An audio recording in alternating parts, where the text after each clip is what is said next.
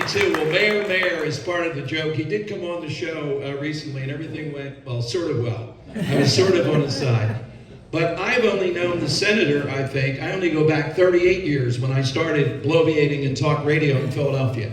I think it was about 22. It was a special exemption they put me on with Herb Homer.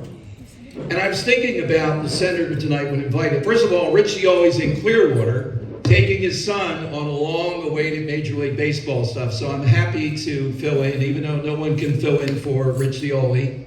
Most recently came to an event I do at Mulligan's down at the shore. Mulligan's is a great bar, but it's about as big as these tables right across here. And we had all kinds of big guests. He showed up, I think he was down the shore. And suddenly he's sitting there for 3 hours on the air with us. He's that engaging of a guy, that optimistic. And the other night, what we saw, the best to me of the State of the Union, was optimism.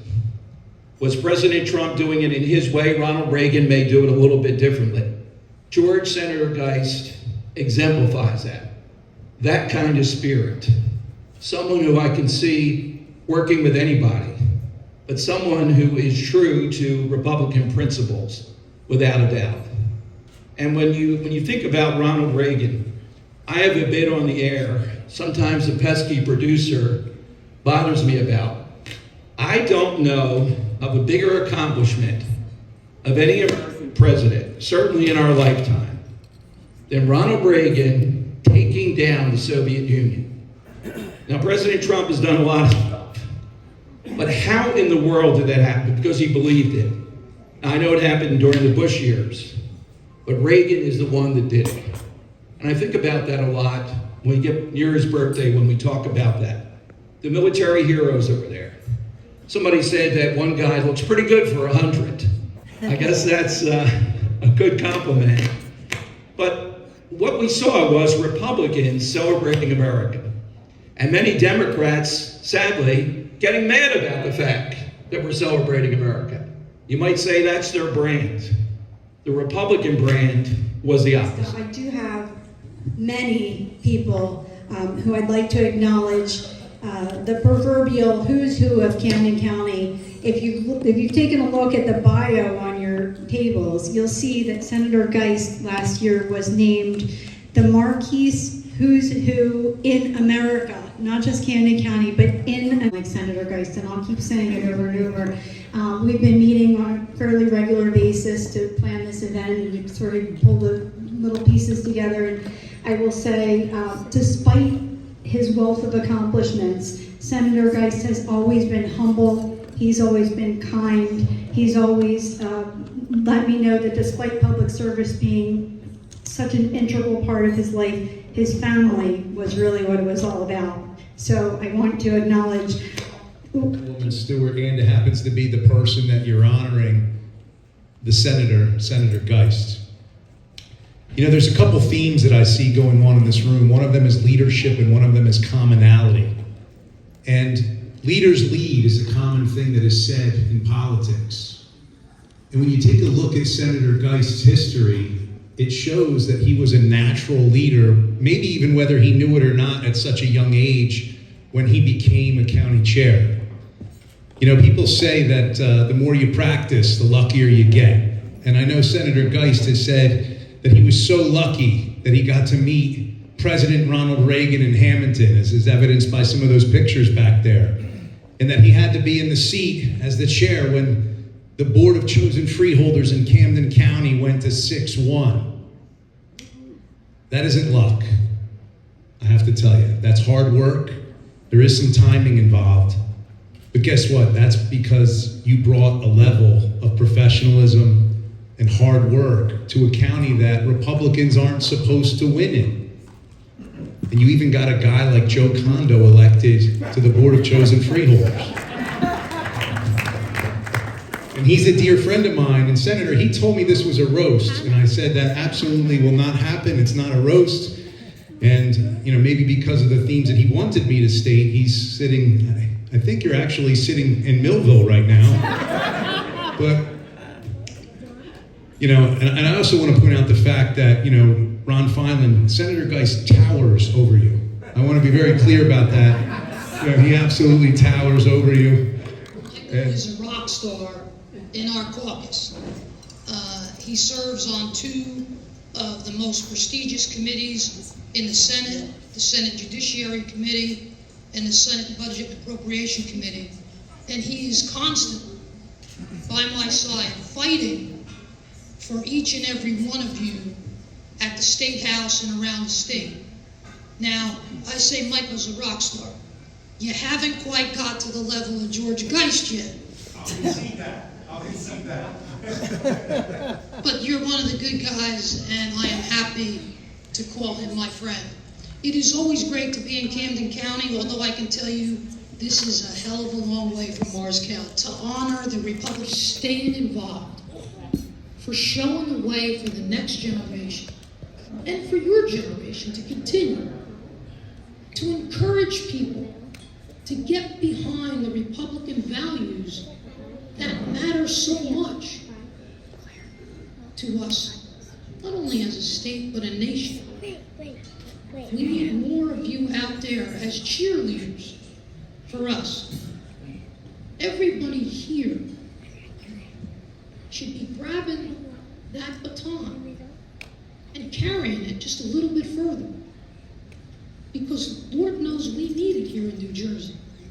We are outnumbered and we are outspent at every turn. But let me tell you this. The values that we believe in are what most people in this state believe in and support. We just have to be together as a party. The State House passed unanimously in both houses. You should be pretty proud of them. Not but for you, they did it. Congratulations. Thank you.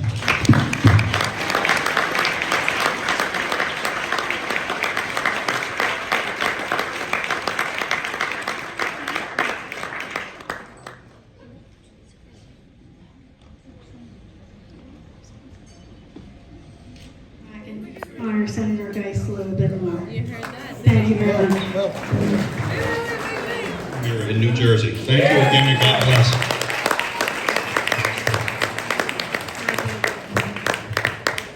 Alicia, we are so proud.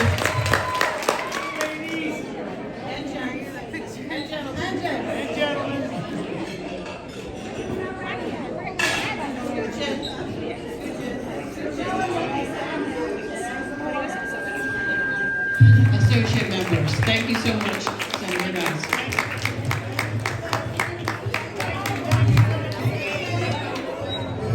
Ladies and gentlemen, lend us your ears so you can hear my friend, the County Clerk of Atlantic County, who came all the way up here to say hello.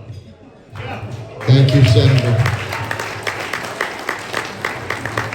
I just have to kind of relay a quick story. About a year ago, I went to a fundraiser in District 4, and I was kind of sitting there by myself when George came up, and he introduced himself to me. And I said to him, I know all about you because as a history major and a person that's followed politics my whole life, I know who you are. I told him who I was. We became great friends that day. He said to me, I want to know if you know a friend of mine. I said, who is it? He said, former Senator Bill Gormley. I said, absolutely. He's been a mentor. He's been a friend. I speak to Bill quite often. Served on boards with his wife. Unfortunately, he's stuck in Washington. As you all know, we got that partial shutdown going on, and it's not like when you guys were in the legislature. It's not as functional as it was then. So before I get to that, though, just wanted to say a couple words about the senator, because I didn't have the privilege to know him when he was in elected office at the time. And on behalf of not just myself, but all the millennial and some of the Gen Z folks in the back of the room, you know, I was looking at the wall in the office thing. We've got a picture of General MacArthur's farewell address and people that call this country home. So that's the first thing. The second thing we have for you, the congressman had minted a few years ago a challenge coin of his own, and we have one here for you tonight. It's got the great gold seal of the United States of America on it, a seal of Congress on the front, and on the back, It's got the beaches, the bays, the meadows, the farmland, the Coast Guard helicopter, and the 177th Fighter Wing, all of which are located here in South Jersey. So I'm going to give this to you, and we're going to shake hands, and we're not going to drop it. So Thank you. You got it. Thank you, Camden. Now, there's a tradition that goes along with challenge coins. They go all the way back to the days of ancient Rome, and when the soldiers would travel the highways, byways, there were them at the time. You would know who was coming, whether they were friend or foe, based upon the flags they were holding, but also the coins that they carried. Many of you don't know, he grew up in Audubon and married a Haddon Heights girl, and so we brought a guy from the neighborhood out to congratulate Senator Geist. Oh, yeah. Oyez, oyez. Isn't it great here at the Lincoln Reagan Trump dinner?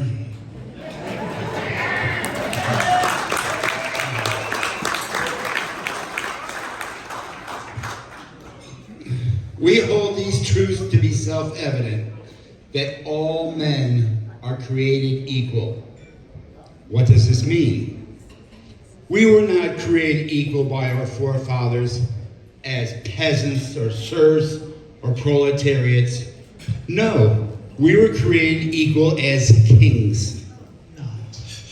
So tonight you're going to get to meet the Geist guys, because they are all that I'm not, and you'll see. They're taller, they're handsomer, and they're more athletic. And I say that with a loving pride, because I'm just so proud of tonight having the guys here, the Geist guys. And under the circumstances, I understand that tonight, Justin is our leadoff. And we look forward to the words of Justin. Justin is married to the beautiful Katie, and they have the two Geist girls, Claire and Hannah. Let's hear it for Justin Geist.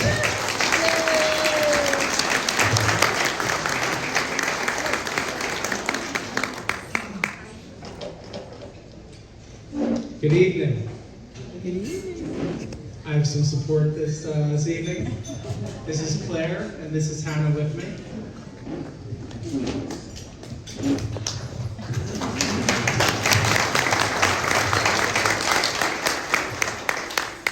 So before I begin, how about a big round of applause for Chairwoman Stewart?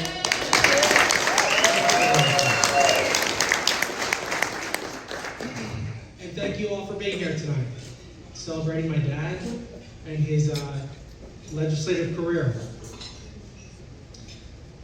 When my dad was first elected to the Assembly in '91, my brother Greg and I were just 5 and 6 years old. The Geist guys. Back then, we were just two rambunctious kids, wanted to play ball in roughhouse. We had no idea what my dad actually did for him. What we did know is that everywhere we went, everyone knew him. Whether it be at a restaurant or Wawa, one of our games, or 1,000 miles away in Disney World, we'd hear, "George!" That's true. And there he'd be, standing tall. Well, as tall as he could stand. Hands folded, smiling ear to ear, fully engaged in conversation. And that's the thing about my dad. It didn't matter who you were or where we were. When you were talking to my dad, you had his full attention. He's never waiting for his turn to speak. He's just listening.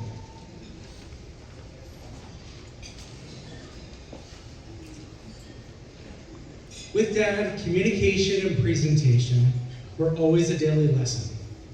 Show teeth, he'd say. This is his way of telling us to smile.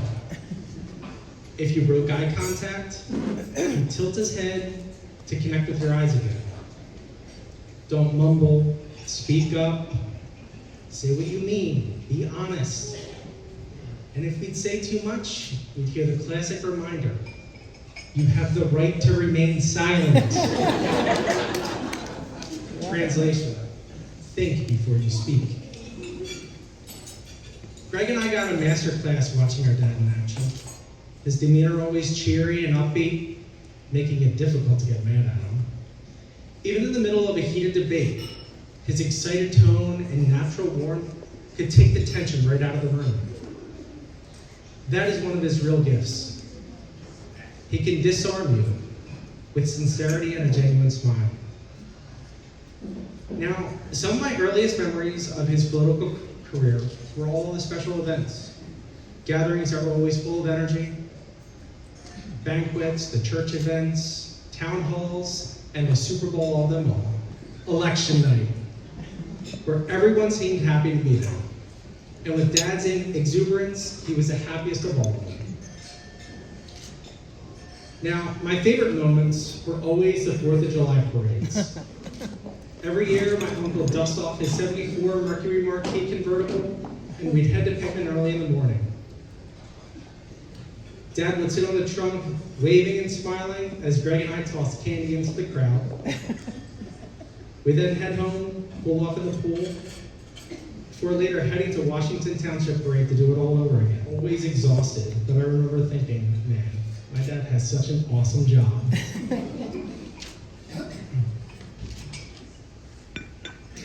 We even tagged along to Six Flags once for one of his work events. A ceremonial bill signing by Governor Whitman. It was a landmark amusement park safety law that Dad helped write.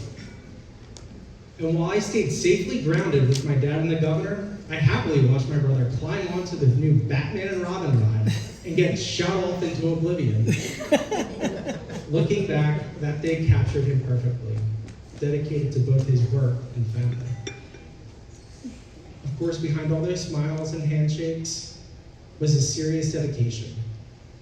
He was in his office early, home late, and in Trenton more often than not. In 12 years, he never missed a voting session, earning the nickname the Cal Ripken of the Assembly. In fact, one morning, he tore his quad on the Capitol step building, but rather than seek treatment, he stuck around to finish the voting session. He then arranged to have his surgery before the next time he was doing Trenton. This was his way of playing through injury. Mr. Reliable through and through. Even Speaker Collins knew it, which is why he often asked Dad to gavel in session and call assembly to order. Among the many bills he helped pass, this is one that stands out to me for being ahead of its time. In 2002, he co-sponsored a bill protecting students' personal information online. The law required schools to get parents' written consent before posting identifiable student data. As my beautiful wife, Katie, and I are parents to ourselves, to Claire and Hannah, this one hit home to us. In today's world, parents fight a daily battle to protect their kids' privacy. And Dad was ahead of the curve in recognizing the potential impacts the internet could have on students' privacy and gave parents early tools to help keep their kids safe. Even now, at the beginning of every school year, we fill out forms to confirm whether we consent to our kids' photos being posted online. I'd like to think my dad started to protect his grandkids 20 years before they were even born. Now, it's no secret, Dad isn't exactly a tech wizard. If it weren't for my mom dragging him into the 21st century, That's true. he'd still be communicating via landline and a fax machine. This is a lifestyle I think only Ray Dininger could appreciate. But that's what's so remarkable. He didn't need to understand the technology to understand the concern. He just listened. He listened to parents, he listened to teachers, he listened to his constituents, and then he acted. And that's who my dad is. He listens, he responds, and he leads. His career is built on service, compassion, and human connection. Values everyone in this room has seen. So tonight, on behalf of our family, thank you for celebrating him with us tonight. Dad, we love you. We're so proud of you. Not just for what you accomplished, but for how you did it, with heart, humility, and that George Geist smile. Thank you.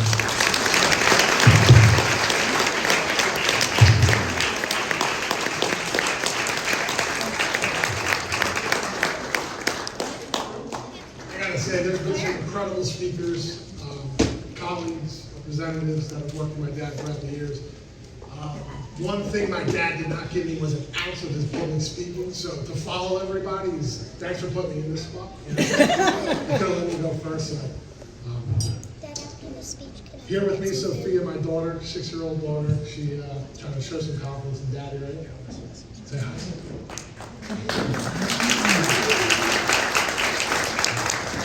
Ladies and gentlemen, friends and family, thank you for being here tonight.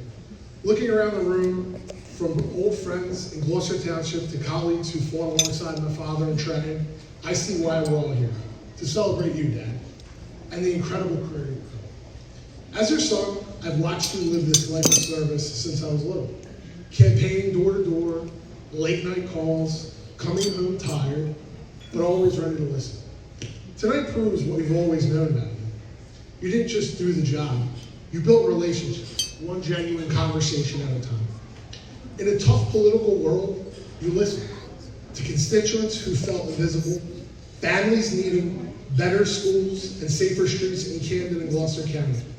You bridged the divide, turned opponents into allies, and made progress matter more than party lines. Those positive human connections brought everyone here tonight. What hits me deepest is how the same integrity, humor, and warmth you showed at work came home to your family every single night. Looking at this crowd, former colleagues, community leaders, friends through wins, and that close 0-3 loss, unfortunately, I see the same respect and gratitude reflected back. Tonight isn't a goodbye, it's a thanks for a legacy of a connection. Dad, thank you for showing us what a real relationship looks like. Not titles, but people you lift up and the bonds that last. Tonight I want to share some stories that highlight the values of my father that has instilled in me and my brother. The lighter moments we shared during his political journey and the profound legacy he leaves behind. One that even feels more personal now as a father to myself, to 6-year-old Sophia. First, let's talk about the values my father had taught Justin and I. Growing up in a household where politics wasn't just a dinner table talk, but a way of life. My father emphasized the importance of building connections and genuinely being likable. He always said, people don't remember what you say or do, they remember how you made them feel. That lesson stuck with me and has been a cornerstone to my success in life. My father owns a network that's legendary. As an assemblyman representing the 4th District, he forged alliances across party lines, from local businesses in Gloucester and Camden County to state leaders in Trenton. His likability wasn't an act, it was authentic. He remembered your name, your kid's birthday, or that one concern that you always had. Opened doors, expanded his influence, and turned acquaintance into lifelong allies. In politics, where deals are made with handshakes and trust as currency, his network grew exponentially because people wanted to be around him. He taught us that being likable isn't just a charm alone, it's about empathy, listening, and showing up for others. Justin and I carried forward this in our career and our relationships, and it's made all the difference. One of the earliest glimpses in my father's world came through a commercial shoot that we did as a family. My father and myself kicking a ball around. I'm sure you remember this. Grabbing the gloves for a catch. It was all scripted to show a family-oriented side of politics, but the idea behind the bills and the debates was a man who prioritized his loved ones. For a kid like me, that was politics. Not the stuff in meetings in suits, but the fun, active moments that highlighted the unity and joy. It humanized the campaign for me, showing that public service could blend family life in meaningful ways. It was also the only time I think I ever saw my dad swing it back. Thank God he didn't give me that swing. Speaking of blending families and community, my father's involvement extended into our Little League baseball teams. As Assemblyman Geist sponsored our jerseys year after year, there were a bunch of kids running around the bases with shirts emblazoned with Geist Assembly across the back. Those jerseys weren't just sponsorships, they were a badge of community pride. reminding us that leadership starts at home, supporting the next generation on and off the field. Campaign season brought their own adventures and a few sleeping mornings. So I would drag ourselves out of bed at 4 a.m. to our study sessions at my father's assembly office before school. At least that's what we told ourselves. In reality, we were just there for the Wawa breakfast sandwiches. We'd munch away, pretending to hit the books, kill 3 hours until it was time for school. I probably should have left that part out. But this story reflects the amount of hours he would put in. Because when we were done school and sports at 7 p.m., he still had a third shift to put in, attending campaign dinners and meetings and events and so on. Beyond the laughs and the lessons, my father's legacy runs deeper, especially one piece of legislation that hits home now more than ever. As an assemblyman, my father co-sponsored and helped pass the New Jersey Public Law 1993, Chapter 291, the bill that made it a third-degree crime an attempt to lure and entice children into a motor vehicle or a secluded area with criminal intent. It wasn't just another law. It closed a dangerous gap in our statutes, allowing prosecution before harm can occur. Now, as a father to Sophia, this was one that resonates with me profoundly. It's almost as if my father was looking out for his grandchildren before they arrived, crafting safeguards for a future he fully wouldn't see, but one he believed in fiercely. Every time I hold her hand or watch her play, I think how his foresight created a safer world for her. He wasn't just building walls, he was building protection for family like ours, ensuring that the innocence was guarded with the full force of justice. That's the kind of forward thinking and love that defines my dad, not just as a legislator, but in a grandfather in spirit. So in closing, my father, Assemblyman, Senator, and a Judge, George Geist, is more than just his titles. He's a man who's wove values, family, and service into everything he did. Justin and I are who we are today because of him, and his impact echoes in the lives he's touched and the walls that he has shaped. So Dad, thank you for all you've done. We love you, and we carry you forward every day.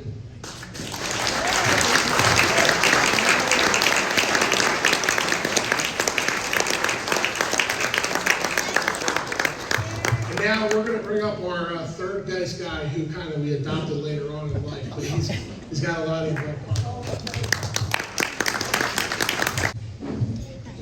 Good evening, everybody.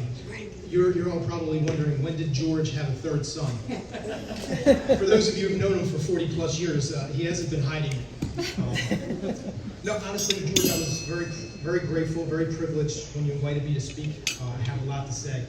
You've been very important in my life. So to have this opportunity, I'm very grateful. Even more so when me and Justin, can't hear me? Okay. Me, Justin, and Greg were talking the other day, and we've been to a lot of these events, a lot of these things where we're honoring George. He's done a lot in his career.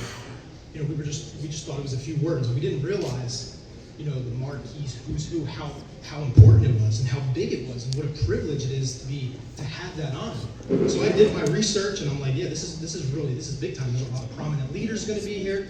Like, I really wanted to put a lot of thought into this. So. Can't hear you. Sorry, is that better? Sorry. So anyway, doing my research, I go down a rabbit hole, and I end up Googling George Geist. And what do you know, George has his very own Wikipedia page. Now, you have to be big time to have a Wikipedia page. So I got curious. I clicked on it, and I went to the personal profile, and it said, Senator George Geist, wife, Brenda, sons, Greg, and Justin. What happened to the third son? Was it a clerical error? Maybe an oversight. Should we file a complaint? What do you think, Your Honor? Yeah, we'll figure that out. But anyway, so I say that jokingly because it has been an honor and a blessing for me to have had the title after these 23 years of knowing each other. George is literally the kindest, most loving, hardworking, dedicated person I have ever met. And I had the privilege, as a kid, as a teenager, being a part of his campaign to be re-elected as senator in 2004. However, I would still like another recount. $4.4 million spent to beat the beast, and still only won by 63 votes. That one still hurts. Anyway, getting to be a part of all the events, all of the dinners, the breakfasts, the parades, really changed my perspective, or gave me perspective on politics that I've never had before. Watching George out in the community, doing his thing, making a difference, staying dedicated to his purpose. Very inspirational. Changed my perception of politics. And I know tonight we're supposed to highlight the career George has had in politics, his judicial service as a community leader, and rightfully so. It's been a righteous and legendary career, to say the least. Elected assemblyman in 1992 for 11 years, George would make his mark in South Jersey with extraordinary achievements by adopting a tireless work ethic and a devotion to his district. For instance, his sponsorship of Equal Rights Amendment, which he was honored by the Women's Political Caucus, received tremendous recognition from the Technology Educators Association of New Jersey for his supportive technology literacy initiative for children. George would eventually become a state senator and lead the charge, serving on the Senate Judiciary Committee and the Senate State Government Committee. George had a relentless drive for transparency and accountability. So he pioneered the creation of the Open Public Records Law, legislation which has been essential in providing residents with access to public records, enhancing government, transparency, and accountability. As a workers' compensation judge, George served as the supervising judge of workers' compensation in New Jersey. From 2004 until his recent retirement, George oversaw the administration of workers' compensation claims, ensuring fair and efficient resolutions for all parties involved. George's distinct career in public service and in law has been impactful and long-lasting, to say the least. His leadership and his commitment to serve for and always has been the greater good of the people and with the most genuine intentions. Truly a remarkable career for a true leader. That brings me to what I believe is George's greatest accomplishment and abundant achievements. More distinguished than anything he did as a politician or as an advocate for justice. A loving and devoted husband to Brenda, Mom, who just celebrated 47 years of marriage this past August. Congratulations.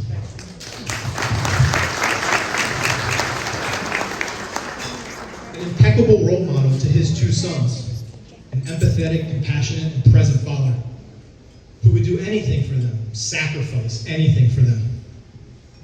He was always committed to their growth, to their success, but most of all, their happiness.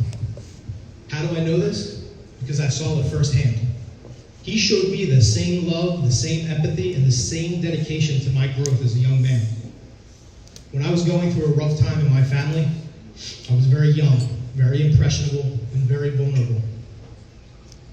I was at a fork in the road where every decision I was going to make was going to shape who I would eventually become. George and Brenda stepped in, opened their home to me, this perfect stranger they barely knew, their son's best friend. They allowed me to move in with their family, and I finally had the opportunity to see what a functioning, loving, and caring family actually looks like. Changed my life. I'm standing here today, the husband, the father, the success, and the man I am, because of what you did for me, George. Watching the way he carried himself, the way he treats people, the way he loves and cherishes his wife, Brenda, how proud he always was of his sons, how he celebrated everything, regardless of the achievement, how he would trust them, guide them, but most of all, how he loved them unconditionally. I owe a lot of my student and athletic success in college to George. His perpetual support and advice was always available and there at the right time, specifically during times of adversity and self-doubt. How proud, a lot of achievements and success I've had in my career, I also owe to George. His influence, his guidance, and an inspirational leader he was in his profession. The relentless work ethic and commitment to service. and for the beautiful life I've created with my wife and my kids. I thank George for being the example and exemplifying what it takes to be a good husband and an exceptional father.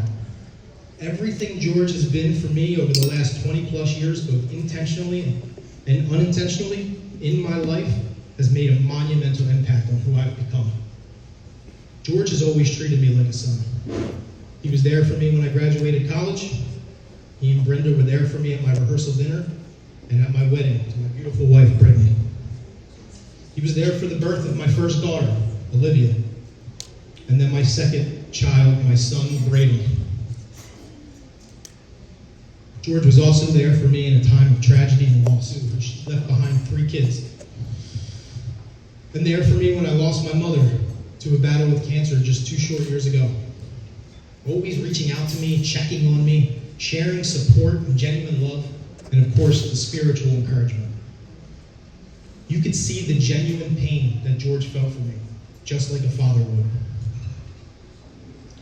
He was also there for me when I adopted my 16-year-old niece and took her in to care for her, hoping to give her the same guidance, love, and support that George and Brenda had done for me. After all that she had been through at such a young age, just like me, George told me that I would be what is best for her. You were right. So again tonight, I understand we're honoring George and all of his incredible career of service and all of his accomplishments as a New Jersey political leader and a pioneer in the community of law. But I feel it's important to celebrate, not just those things, but also admire the husband, the father, and the man George was and is. Because without those qualities and those values, those achievements are insignificant and pale in comparison. George wasn't just an accomplished and devoted leader in the community. He was and is the greatest husband, father, and grandpa to his family. A selfless and loyal friend. A true example of the ultimate family man. And for me, one of the most influential and significant role models in my life. George, you always say when you see me how proud you are of me. Don't call me George, don't call me Pop, call me proud. You have no idea what it means to me to hear you say that.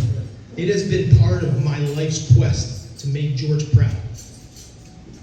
But guess what? It's my turn. I am so proud of you, George. Your historic and legendary achievements, all of your success, nobody deserves tonight more than you do. So now, you call me proud.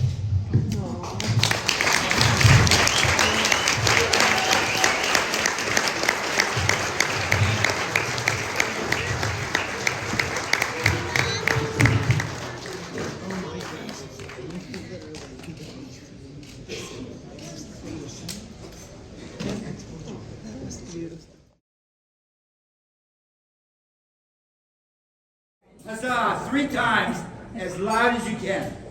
Ready? 1, 2, 3. Huzzah! Huzzah! Huzzah! And he should have been up here. First of all, I've been looking forward to saying these words.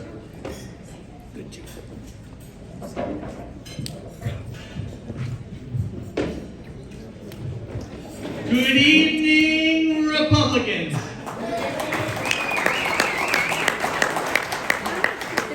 Tonight, please join me, because tonight, some of you might have come to roast, others did even a little toast.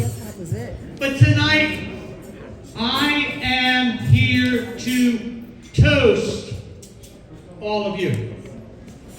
Toast all of you for being here tonight. Toast all of you for your personal support through the years. And a toast to the generations of Camden County Republican Committee members. Because in 1983, you launched me. You launched my political life. You trusted me. At age 27, You elected me to be the best that I could be as your new chairman. And that night, I quoted President Reagan, "Together, a new beginning." Well, it worked.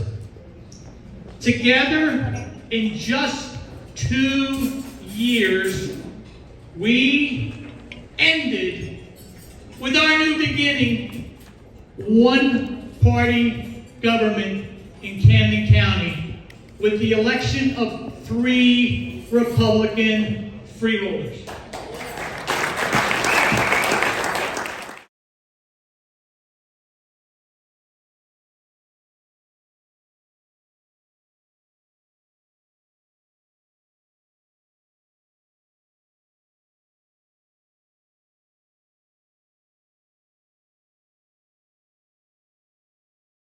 We re-elected 3 Republican freeholders. The first time a re-election of freeholders in Camden County in decades. We kept on building. We kept on developing new stars in our constellation. And ready for this? In 1990, 1 year after Camden County Democrat Governor Jim Florio was elected in 1990, just 1 year after that election, we did the absolute remarkable. The new beginning culminated in a new majority in Camden County, 6-1 Republican freeholder board. Fasten your seatbelts.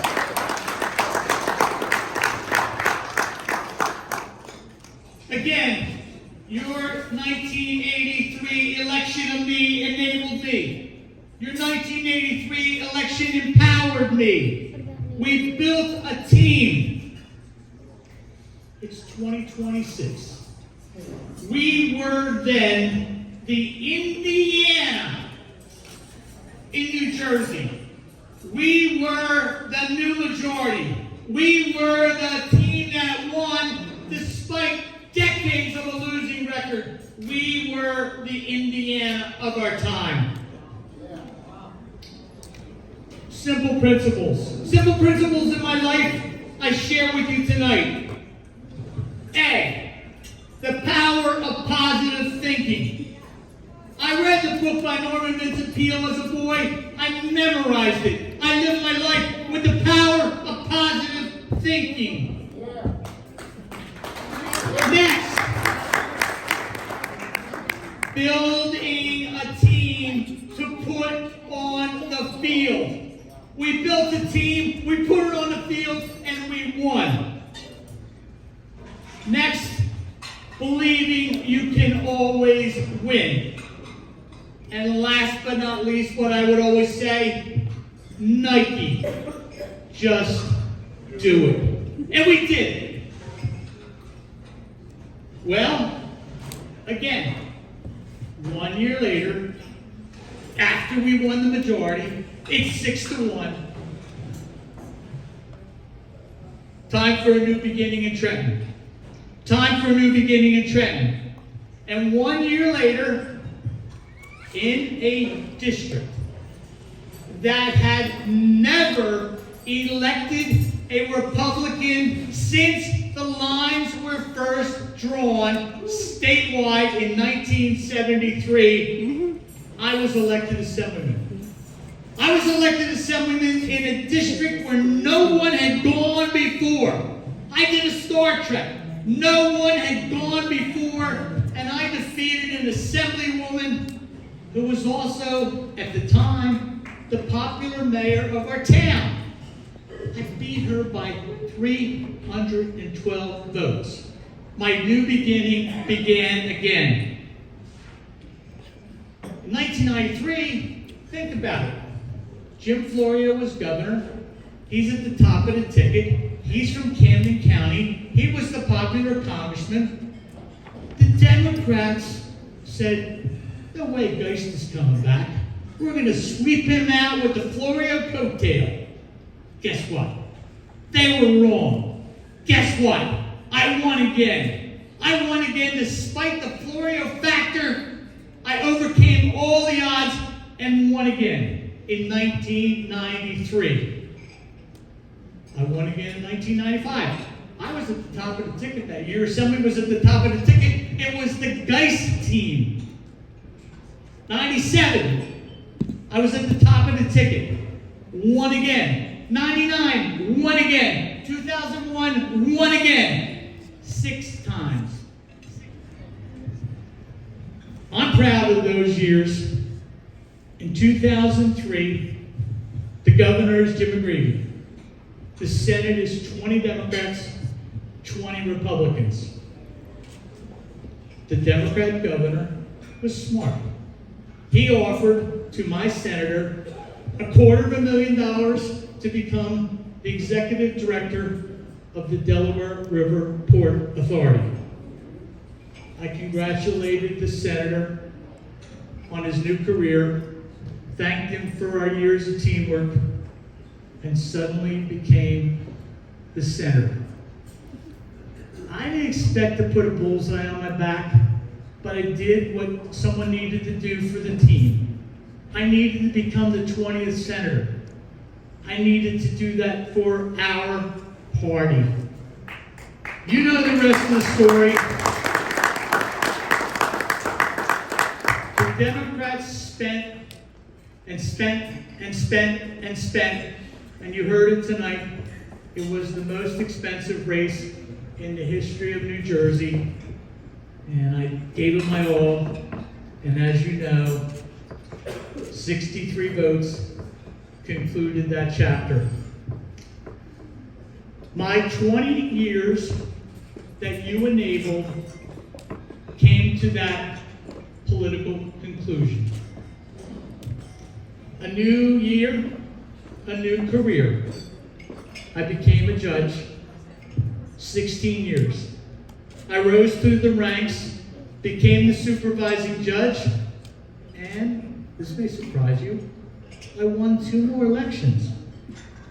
The judges across the state of New Jersey selected me and elected me twice to be their state president of our statewide judicial association. They respected my political acumen, my legislative experience, my judicial career, and my chapters concluded with that success. Tonight is a night where I get to say thanks, and I thank all of you. You've blessed all of me. You continue to bless all of me with your friendship. But tonight I must do what I should always do, and thank my beautiful Brenda.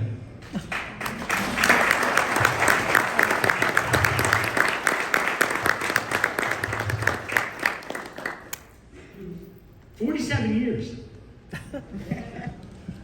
You heard me reference the Geist guys. And Flood, you certainly are a Geist guy. And the Geist guys with their beautiful wives, Liliana, Katie, and Brittany. And the Geist girls! My granddaughters are here. And we're so proud of you. Last but not least, I try to leave principles. And I'm going to conclude by doing what I call the triple A's. Triple A's, and I'm mentioning this in the context because I took my oath seriously to be the best that I could be. Advocacy is the first. As your advocate, I wrote over 100 new laws in New Jersey. Yes, you heard about some of them.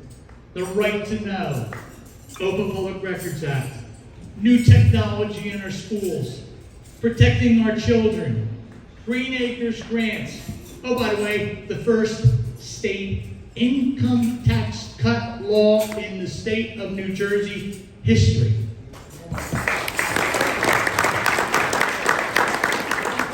Accessibility. When you elect someone, you expect that someone to be around. Not not anymore. They don't do it this way, but this way was the right way. 147 town meetings. Senator Matthews and I did 147 in Washington Township.